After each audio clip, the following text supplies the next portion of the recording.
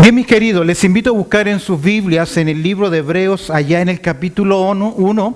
Hoy estamos en la lección número 4. El tema lleva por título Cristo superior a los ángeles. Cristo superior a los ángeles. Mira conmigo, abre tu Biblia por favor allá en el libro de Hebreos, en el capítulo 1.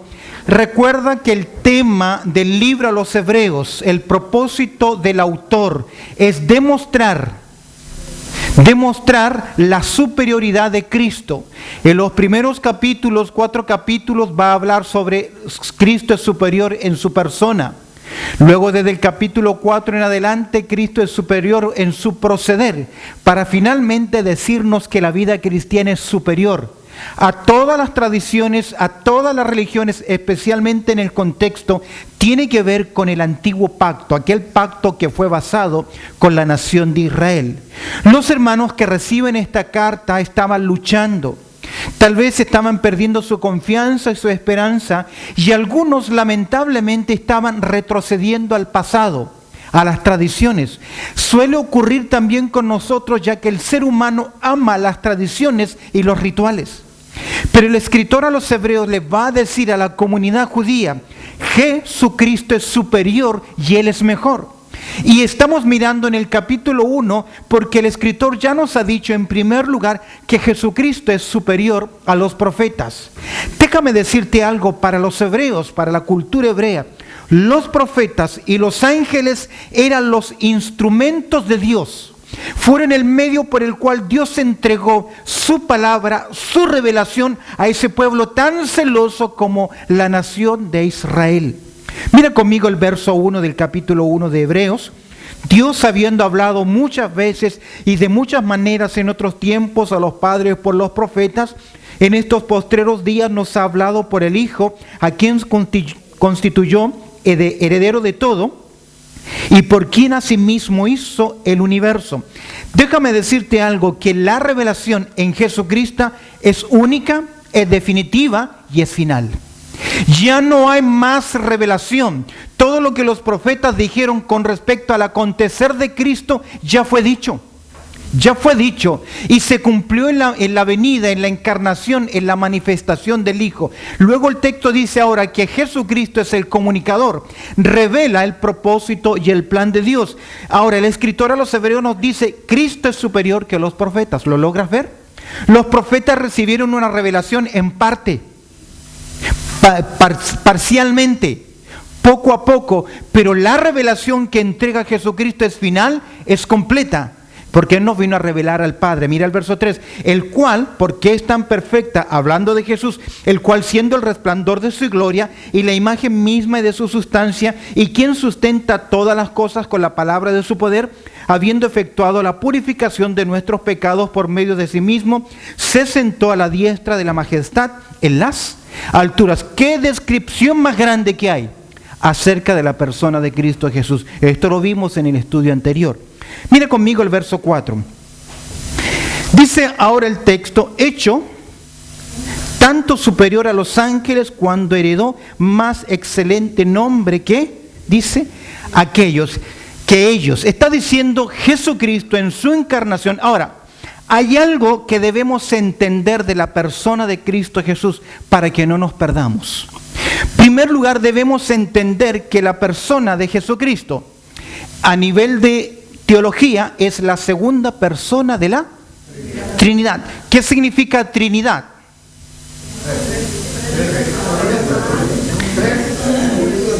Tres en uno. Mejor dicho, triuno. Se llama la doctrina de la Trinidad o triunitarianismo. Ahora, ese término Trinidad no aparece en las Escrituras. Es un término que se le ha acuñado en la historia, en el desarrollo de la teología. Ahora, pero no porque no aparezca el término Trinidad, significa que no es bíblico. En ninguna parte decimos, se lee ahí la encarnación, pero es un título que nosotros damos a aquel momento en que la eternidad, Dios se humana, viene a visitarnos desde el cielo.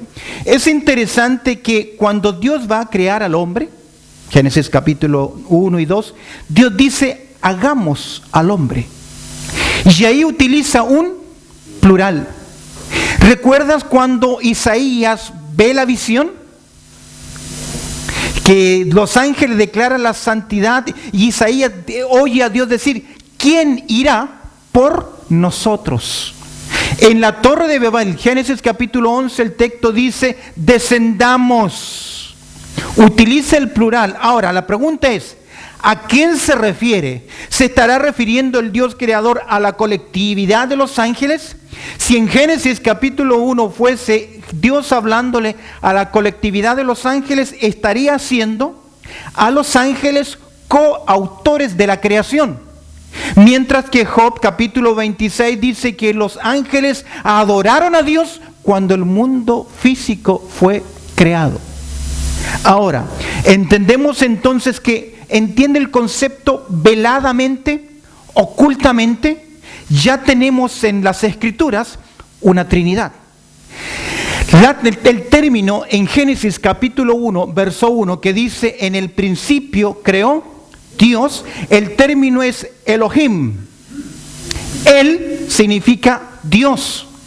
Him, el final de la palabra, incluye una pluralidad.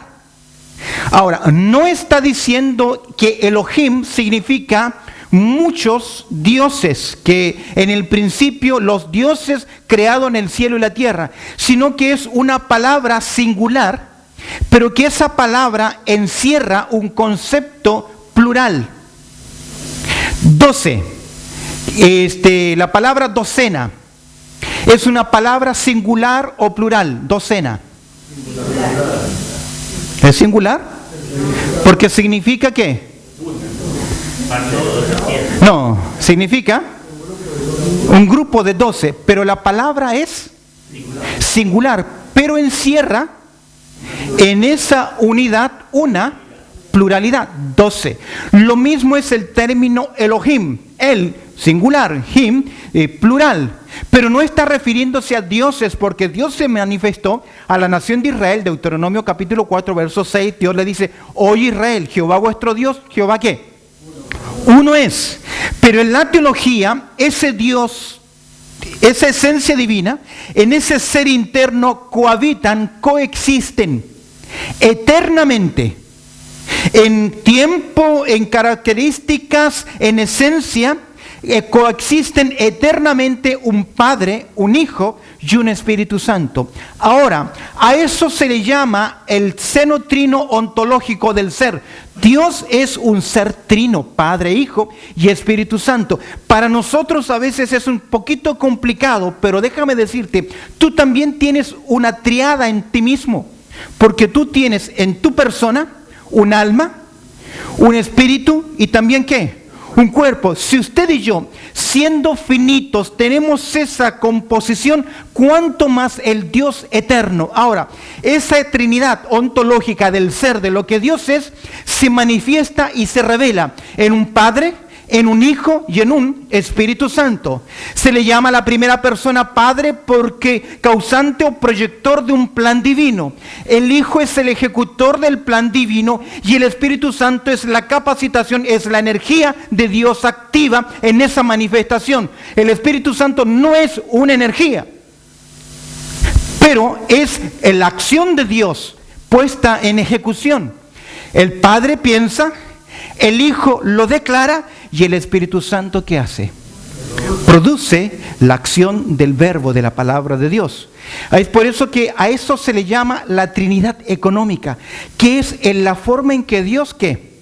Se reveló. Volviendo al concepto, Padre, Hijo y Espíritu Santo, nosotros le llamamos y lo cantamos Santísima Trinidad. La segunda persona, que es el Hijo, cuando viene el cumplimiento del tiempo, Gálatas capítulo 4, verso 4, adquiere para sí algo que en la eternidad nunca tuvo. ¿Qué es lo que nunca tuvo en la eternidad? En la eternidad pasada, Él solamente fue Dios. Ahora, hubo momentos en que el Hijo, la segunda persona, entró en la esfera humana. Por ejemplo, el ángel de Jehová. ¿Recuerdas el ángel de Jehová? ¿Recuerdas aquel soldado que se le presenta a Gedeón? ¿Recuerdas? Ese es el ángel de Jehová. Se le llaman una cristofanía. Es una manifestación antes de que se hiciese humano, pero siempre ha estado. Ahora, ¿por qué les digo esto? Porque usted debe entender dos cosas de la persona de Jesús. En primer lugar, su deidad. Y en segundo lugar, su humanidad. Cuando usted va a las Escrituras, debe comprender en qué momento se habla de su humanidad y en qué momento se habla de qué, de su deidad. Miqueas 5:2 se nos dice que un niño es nacido y que sus días son de la eternidad hacia la eternidad. ¿Cómo es que un niño nace y los días de él son eternos? Es porque en ese concepto se nos presenta ¿qué? La parte humana y la parte divina. Lo santo que nacerá, le dice el ángel a María, no el santo ser, sino lo santo que nacerá. Solo hay una persona en el universo que es santo. ¿Quién es? Dios es santo, santo, santo. Lo santo que nacerá será llamado Hijo de Dios. Y ahí usted tiene lo que Pablo le llama el misterio. Algo que el Hijo no tenía, no poseía en la eternidad, pero que al humanarse, al venir a esta tierra, adquiere para sí, escúcheme bien, naturaleza humana. ¿Cuándo viene a esta tierra? ¿Cuándo camina sobre esta tierra? No caminó como Dios, pero es Dios. Amén. Pero los hombres no vieron a Dios. ¿A quién vieron? A un hombre. Es por eso que Pablo, en esa magnífica exposición de Filipenses capítulo 2, verso 5 en adelante, haya pues en vosotros este mismo sentir que hubo en Cristo Jesús, el cual siendo en forma de Dios, existiendo como Dios, no estimó el ser igual a Dios como cosa a que aferrarse, sino que se despojó a sí mismo, tomando forma de siervo. Y estando como siervo, como hombre, caminó en esta tierra. La idea es que Dios revistió, cubrió la esencia misma de su Hijo con un manto de humanidad. Es por eso que el escritor a los Hebreos en el capítulo 9, verso 5, citando el libro de los Salmos, Jesús dice: he aquí vengo, oh Dios, para hacer tu voluntad, como está escrito de mí. Me preparaste cuerpo, me revestiste de humanidad. Es por eso que Jesús, siendo lo que Él es, Dios, nace en esta tierra limitado ¿a qué? A la esfera humana. Es por eso que Lucas dice que Jesucristo crecía ¿en qué? En estatura, en conocimiento para con Dios y los hombres. Es decir, que el milagro de los milagros, en ese santo ser que fue engendrado por la obra del Espíritu Santo en María, poco a poco comenzó ¿a qué? A crecer, y en su humanidad comenzó a tomar conciencia de cuál era su propósito en esta tierra. Tal vez no lo supo en su humanidad en los primeros 3 años, en los primeros 5 años, pero cuando él tuvo 12 años, ¿qué le dijo a sus padres?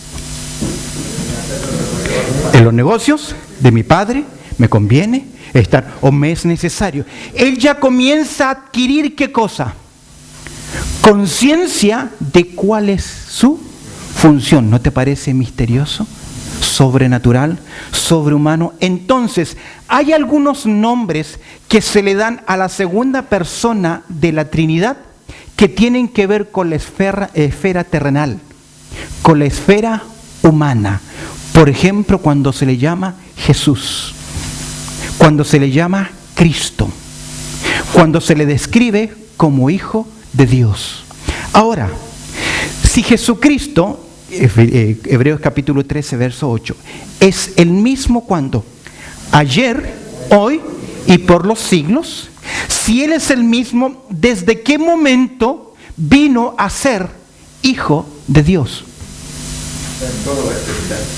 Pero hablamos que el Hijo fue engendrado por el Padre. Y ahí ya nos comenzamos ¿a qué? A complicar un poco, porque solamente nosotros entendemos por engendrar en el aspecto físico. Pero por ejemplo, nosotros no solamente engendramos en el aspecto físico, también engendramos en el aspecto intelectual. ¿Qué significa eso? Para eso se necesita un emisor y un receptor. Cuando yo les estoy enseñando, les estoy enviando a su mente, a su corazón, conceptos. ¿O no? Usted está comenzando a recibir en su mente conceptos. ¿Y qué es la palabra conceptos? Viene de concepción. ¿Qué significa? Que estoy compartiéndole a usted, ¿qué cosa? Información, le estoy dando, la información que se comparte permanece en nosotros. ¿Por qué? Porque esa acción poco a poco comienza a desarrollarse. Usted lo que hoy aprende, usted comienza a perfilarlo, a mejorarlo. Es parte de su naturaleza ahora esos conceptos, esas ideas. En el aspecto físico nosotros también hay una concepción. Pero la diferencia de la concepción física es que una vez que se concibe, que crece, ¿qué necesita hacer ese ser en su interior? Salir. Sale de la madre, sale de usted. Pero la concepción intelectual queda ¿qué? En su mente, porque es algo que nosotros estamos impartiendo, que es inmanente, permanece en usted. Ahora, cuando hablamos de la concepción del Hijo, no estamos hablando de la creación del Hijo. Todo lo que nos rodea fue creado. En teología, en el latín le llamaron ex nihilo, es decir, que proviene de la nada. Pero el Hijo no proviene de la nada. El Hijo no proviene de la nada. El Hijo proviene ¿de quién? De Dios. Por lo tanto, no es ex nihilo, sino que es ex theos o Deos, que proviene y procede de Dios. Y si Dios es eterno, ¿qué procede de Él? Eternidad. ¿Cuándo usted llegó a ser padre? Cuando tuvo un hijo. Y si al hijo se le llama el Hijo eterno, y el Padre se le llama el Padre eterno, ¿desde cuándo el Hijo es hijo? Toda la eternidad. Ahora, ese concepto de hijo significa que Jesucristo pertenece. ¿A qué cosa? A la misma sustancia o a la misma naturaleza divina. No es fácil. Pero no es que fue gestado por Dios.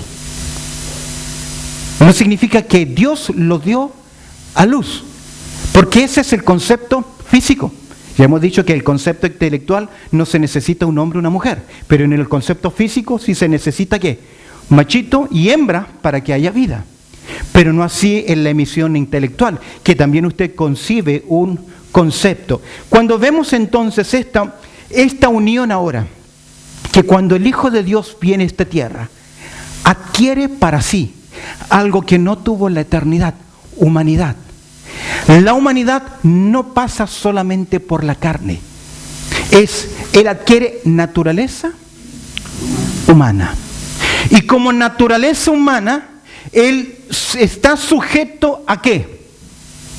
Al crecimiento, a la entropía, al desarrollo, a las limitaciones físicas. Él cuando viene a esta tierra, escúcheme bien, no deja de ser Dios. Es imposible que deje de ser. Pero Él deja el ejercicio activo de sus atributos como Dios.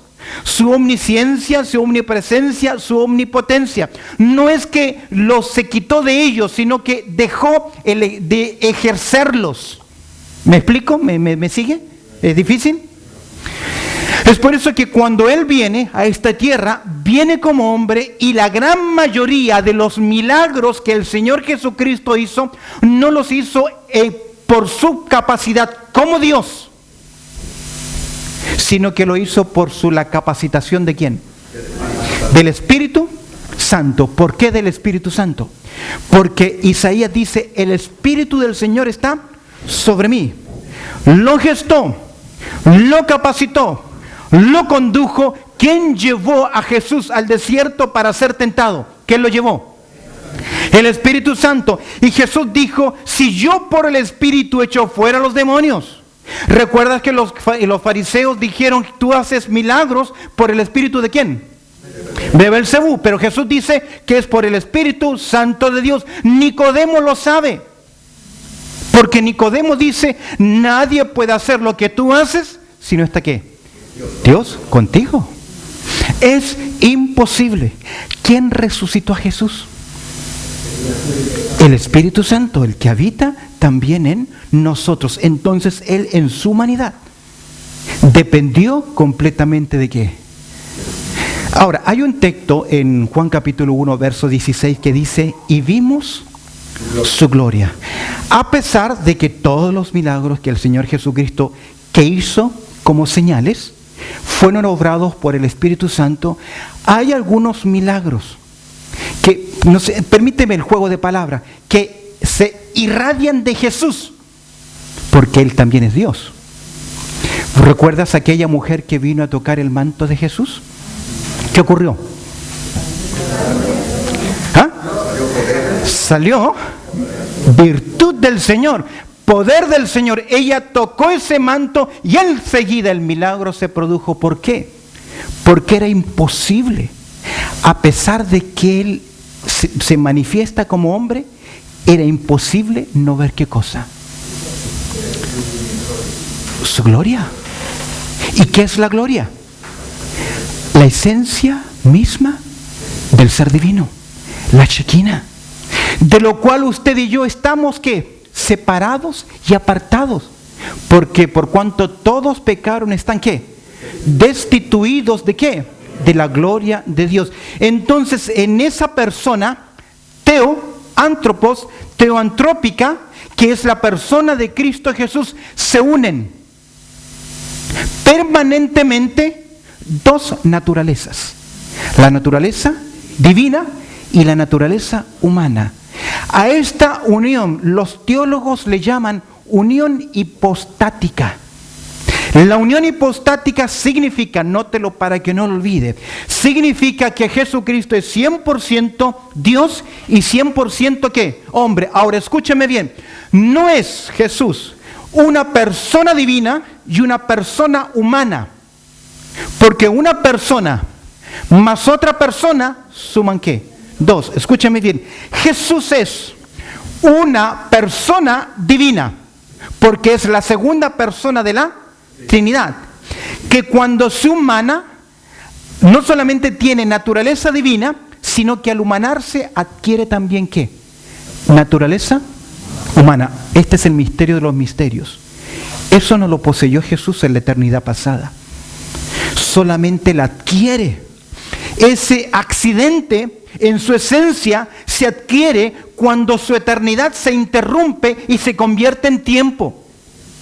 ¿Recuerdas que el sacerdote dijo, nos ha visitado desde lo alto la aurora de la redención? El Dios es atemporal, no tiene tiempo, no podemos medir. Es por eso que el lenguaje figurado se nos dice que un día de Dios son ¿qué? 1000 años. No significa que son 1000 años, sino que solamente es una forma cuantitativa de poder medir la eternidad de Dios. Y esa eternidad, ese ser, se interrumpe, hay un accidente. Accidente significa una intervención adicional a su esencia, a su propósito, que al venir a esta tierra se humana y adquiere para sí naturaleza humana. Entonces, cuando yo voy a las Escrituras, tengo que discernir cuándo se refiere a la persona divina o cuándo se refiere a la persona humana. Isaías capítulo 9 nos dice que un hijo nos es nacido. Amén. ¿Habla de qué? Y luego dice que Él es Emmanuel. ¿Qué es eso? Dios. Se dice que lo santo o el santo ser que nacerá, divino, reinará sobre esta tierra. Tiene que ver con su aspecto humano o sentarse en el trono de David. Muchas de las profecías nos presentan ¿qué? Estos dos aspectos. Y cuando vamos al libro de Hebreo, también debemos distinguir cuando se está hablando en el aspecto humano y cuando se está reconociendo el aspecto que divino. Ahora, es imposible, escúcheme bien, es imposible negar la deidad del Señor Jesucristo. Ahora, Pablo dice lo siguiente en Romanos capítulo 9, versos 9 y 10, que si confesares con tu boca, ¿qué cosa?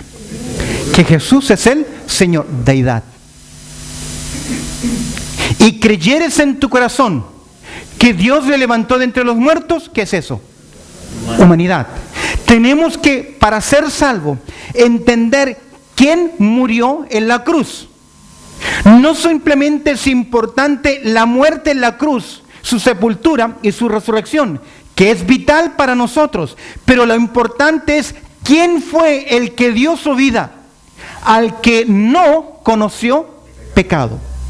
Ahora, usted me dirá, pero ¿existió en Jesús la posibilidad de que Él pecase? Jamás, jamás. Bueno, usted me dirá, y Hebreos dice que fue tentado en todo según nuestra semejanza. Claro que sí. Pero en la tentación, Mateo capítulo 4, no es para hacer caer a Jesús, porque es imposible. ¿Por qué es imposible que Jesús cayese en la tentación? Por una sencilla razón, que a pesar de que Él tiene naturaleza humana, no tiene naturaleza caída.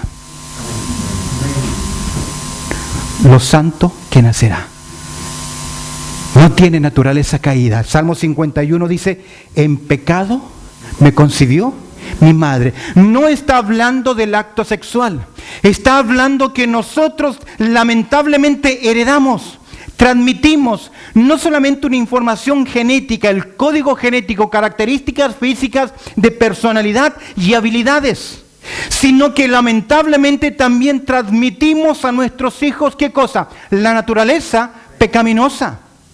Es por eso que en naturaleza pecaminosa no hay quien busque a Dios, ni siquiera ¿qué? Uno. No buscamos a Dios porque en nuestra esencia hemos nacido muerto espiritualmente. No hay quien busque a Dios, ni siquiera uno solo. Eso no significa que el hombre no sea religioso.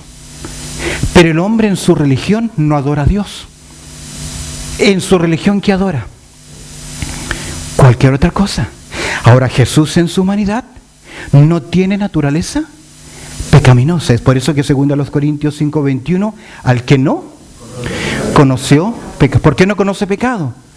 Porque Él es santo. Es imposible que Jesucristo pecase. Ahora, usted y yo somos diferentes. Tenemos no simplemente la naturaleza humana, sino que también tenemos la naturaleza pecaminosa en nosotros. Para ilustrarlo, su corazón, en su naturaleza, es como una caldera donde hay fuego continuamente. ¿Qué ocurre si yo tomo un barril de pólvora y lo lanzo a una caldera encendida? ¿Qué ocurre? ¿Ah?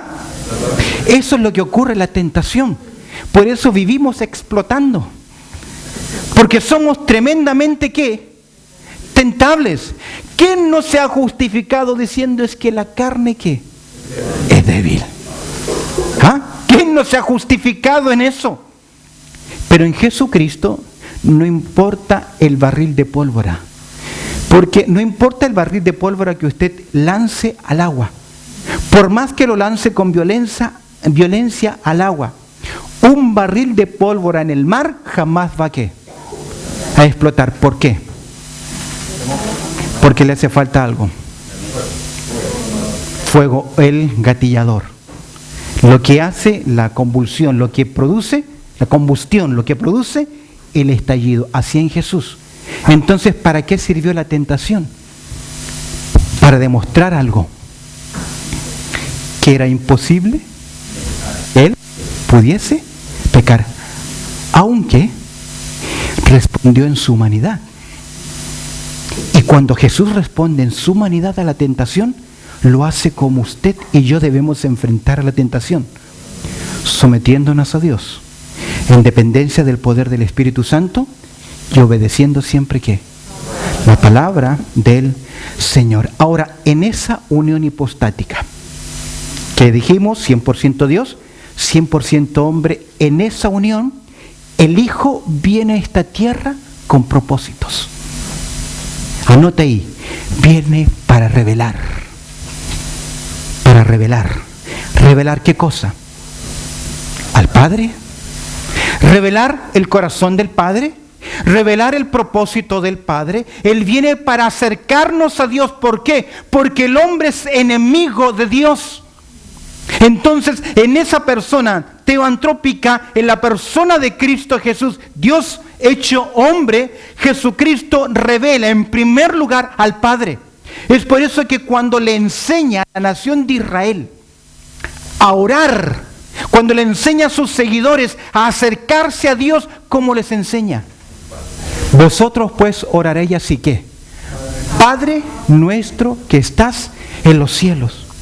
Queridos, los salmos que nos enseñan tanto a acercarnos a Dios, a adorar a Dios, no nos enseñan a acercarnos a Dios como Padre, sino como Rey, como soberano, como poderoso, como grande, como majestuoso, pero no nos revelan cómo acercarnos a Él como ¿quién?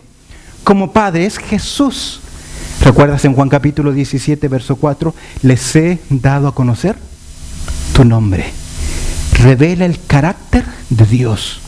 Pero no solamente revela, sino que también Él venía a hacer algo que el hombre no puede hacer: redimir a la humanidad. La redención. ¿Sabes qué significa la palabra redención?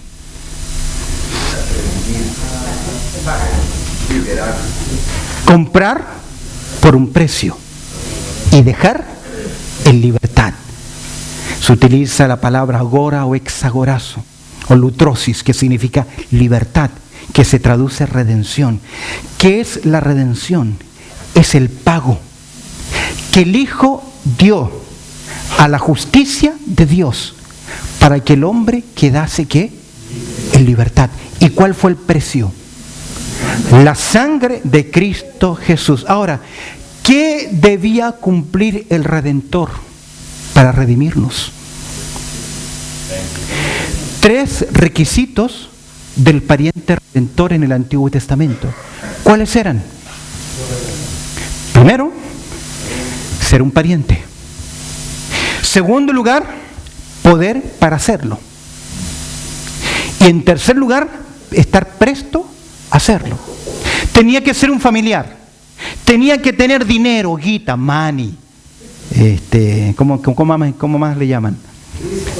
Pisto, lana me gusta más de lo mexicano. Tenía que tener dinero para hacerlo. ¿Qué más? Querer hacerlo.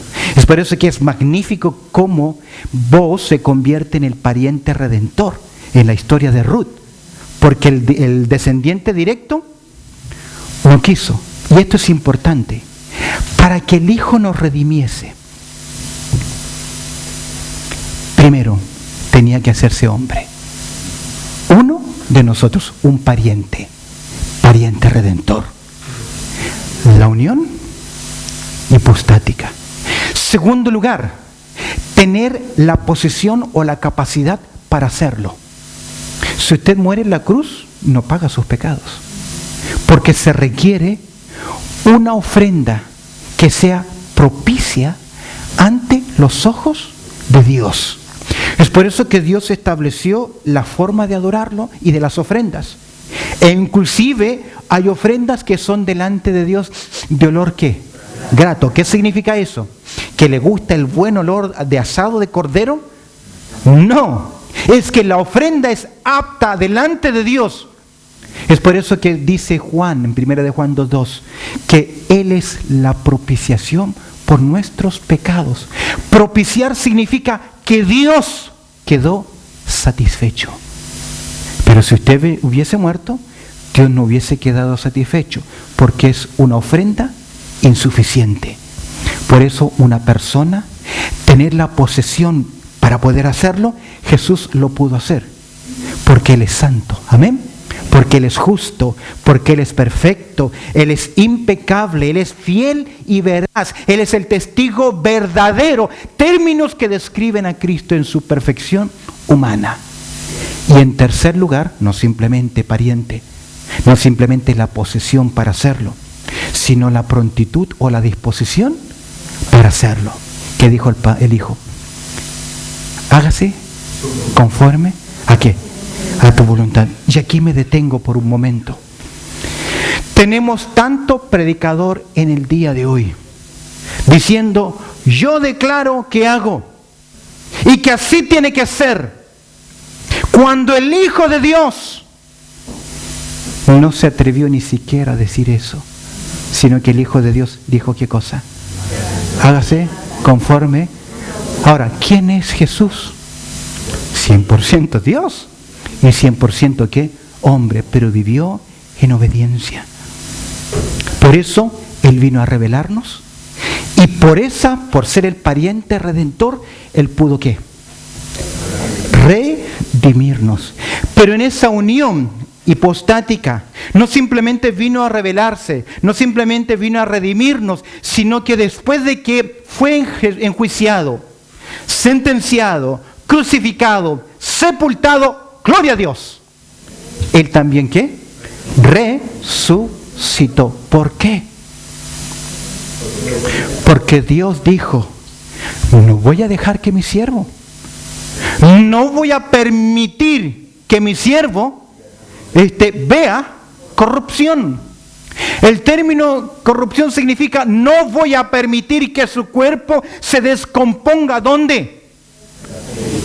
Es por eso que Jesús nunca fue cadáver, porque para que sea cadáver se requiere el proceso de las cadaverinas, que comiencen a descomponer ¿qué? El cuerpo. Dios dijo: no permitirás que tu santo vea corrupción. Él resucita, y no simplemente resucita, sino que Él también ¿qué hace?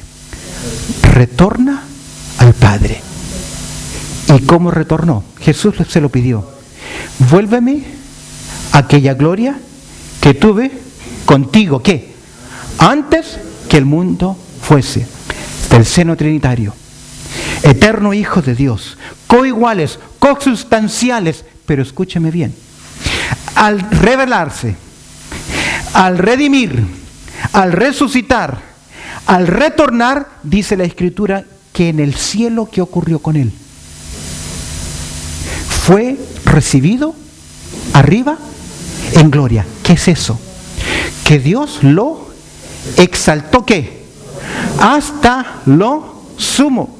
Es decir, que cuando vuelve a la posición de hijo, Dios lo entrona, porque ahora es el Dios que hombre glorificado y exaltado. Y ahora Dios declara al universo que un día toda la creación, todo lo que existe, tendrá que reconocerlo como Rey de Reyes y ¿qué más?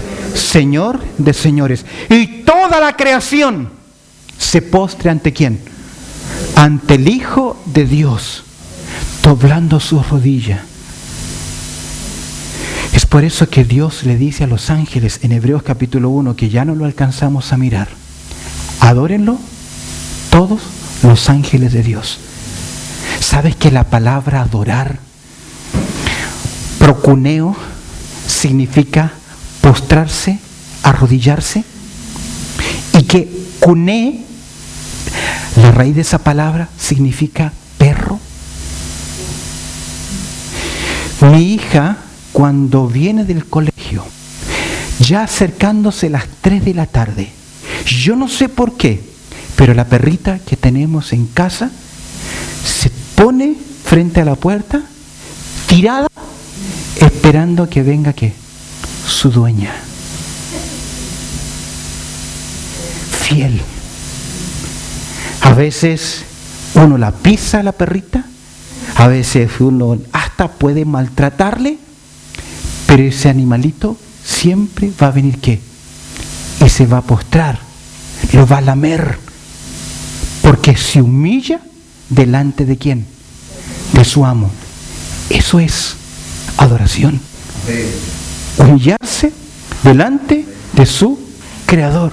Es por eso que el Padre dice: un día todos tendrán que doblar su rodilla y confesar, declarar, homologueo, decir lo mismo, estar de acuerdo con Dios. No va a haber excepción. No importa si fue un agnóstico, un ateo, un indiferente, un pagano, un incrédulo. No importa lo que el hombre quiera o haya querido vivir en su vida. Tendrá que reconocer delante de Dios que Jesucristo es el Señor de señores. Amén. ¿Por qué? Porque Él es el Dios, hombre, que revela, que redime, que resucita, que retorna, que he recibido arriba en gloria. ¿Qué hace ahora en la gloria? Intercede, pero está esperando dos acontecimientos. Primero, reunir a los suyos, la iglesia. Estar con su pueblo unido. Y en segundo lugar, reinar sobre Israel, sobre esta tierra. Eso debe venir para cumplir con la justicia y con los planes de Dios. Eso es en la persona de Cristo Jesús. Entonces, cuando usted estudie la vida de Cristo, lea pasajes sobre la persona de Cristo. Colosenses 2:9, Pablo dice, porque en Él habita corporalmente toda la plenitud de la deidad. ¿Qué nos está diciendo? ¿Qué nos está diciendo? Que Él es humano, pero que también es Dios. Que Él es la imagen ¿de quién? Del Dios invisible. Que Él es el comunicador de Dios, porque Él es Dios. Es por eso que no hay otro título mejor para describir a Jesucristo como ¿quién? El Verbo de Dios. Aquel que estaba ¿qué? Cara a cara con Dios. Termino en el verso 4 de Hebreos capítulo 1, la primera parte de esta lección. Mira la posición del Hijo. ¿Qué dice el verso 4? Hecho tanto que superior ¿a quién es? O que el término superior significa mejor, exaltado, sublime. El Hijo es hecho llegar a ser por exaltación. Es decir, que en esa humanidad, cuando viene Jesucristo a esta tierra es humana, y aún también cuando Él resucita, Dios lo declara al mundo entero. ¿Este es quién? Mi Hijo amado. Es una declaración solemne, hecho tanto superior. La exaltación a la diestra de Dios lo hace superior a los ángeles. Porque dice el texto, hecho superior a los ángeles, la posición del Hijo y la prueba de la posición del Hijo. Cuando heredó más, excelente ¿qué? Nombre que aquellos. El nombre de referencia que tiene que ver acá es Hijo. Hijo. Hijo. Los ángeles en el Antiguo Testamento son llamados hijos de Dios por derecho de creación. No son llamados hijos de Dios en forma individual, sino que en una forma colectiva. Es un calificativo que Dios le da porque ellos fueron ¿qué? Creados por Dios. Al ser hijos, se tienen que reportar y dar cuenta. Y dentro de los seres creados, no simplemente dan cuenta los ángeles de Dios, sino que también dan cuenta ¿quiénes? Los ángeles de Satanás. ¿Recuerda Job capítulo 1, verso 6? Que se presentaron delante de Dios los hijos de Dios, entre los cuales vino también ¿qué? Satanás. ¿Usted entiende el concepto de un general pasando revista a sus tropas? ¿Qué significa eso? ¿Qué pasa con un megacine y se lo muestra a todos los con una revista? ¿Qué significa? Revisión, que pide que cuenta de su presencia, de su postura, de qué, cuál es el destacamento, qué función cumple. Eso es pasar revista. Y Dios llama a los ángeles a que le rindan ¿qué? ¿Será que Dios no lo sabe? Sí lo sabe, pero es la forma para que usted entienda que le rinden a Él ¿qué? Obediencia. Ya lo veremos. Espíritus ministradores que se mueven como fuego para obedecer a Dios velozmente, entre los cuales vino también ¿quién? Es decir, que Satanás también tiene que dar ¿qué? Cuenta. Si bien es cierto, Él es el Dios de este siglo, y temporariamente Él gobierna las huestes de maldades y dirige la mentalidad de la humanidad, no puede hacer lo que Él quiere hacer, porque Satanás le quitaría hoy mismo la vida a usted, pero no puede, porque no tiene el permiso divino. Lo malo es que le tenemos miedo, y el miedo hace que perdamos algo, la fe. Y dentro de la armadura del creyente, ¿la fe qué es? No, dentro de la armadura del creyente, ¿qué es la fe?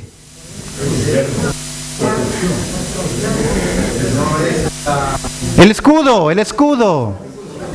de la fe. ¿Qué pasa cuando un soldado en ataque baja el escudo? ¿Ah? Es vulnerable. Es por eso que Satanás anda como ¿qué? ¿Qué más? Rugiente. ¿Por qué rugiente? Porque el león cuando ataca ruge para intimidar ¿a quién? A la presa. Eso es lo que hace Satanás, vencernos por el temor. Pero si Cristo está con nosotros, ¿qué? ¿Quién contra nosotros? Aún ni siquiera necesitamos el ministerio de los ángeles. Hablamos tanto de los ángeles guardianes, queriendo creer que podemos tener un ángel protector. Pero ¿para qué necesito un protector? Si Cristo está ¿qué? Conmigo. Amén. Porque el que está en vosotros es mayor que el que está afuera. Por eso se le dio un excelente nombre, más que los ángeles. Y los ángeles, a ninguno de ellos le dice Dios a sus ángeles, hijo mío. Pero ¿de quién habla el Padre? De hijo. De la persona de Cristo Jesús, por cuanto heredó más excelente nombre que aquellos. Recibe toda la honra. Ya era hijo en la eternidad. Y ya Él fue adorado por los ángeles en la eternidad. Pero vamos a ver, ya no lo pudimos hacer, que el Padre da la orden a los ángeles y le dicen, adoren al Hijo. Es que ahora tienen que adorar otro aspecto del Hijo. Lo que ellos maravillado observan, la humanidad del Hijo. ¿Cómo es que Dios amó tanto este punto insignificante en el universo? Porque, ¿qué es el hombre? Pregunta el Salmo capítulo 8. Para que el Hijo del Hombre le visite. ¿No fuimos creados poco menor que los ángeles? Y los ángeles observan cómo es que Dios muestra su gracia a este punto en el universo, que no somos nada.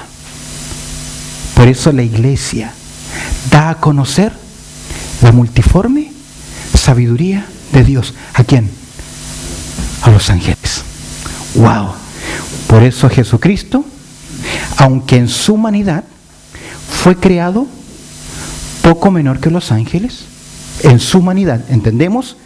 Divino, humano, el Padre dice, adoren al Hijo, al Verbo encarnado, al Dios entronado y glorificado. Amén. ¿Y qué nos queda a nosotros? Adorar al Hijo. Al Señor sea la gloria. Amén. La unión hipostática, 100% Dios, 100% hombre y su propósito. La lección, próximo domingo.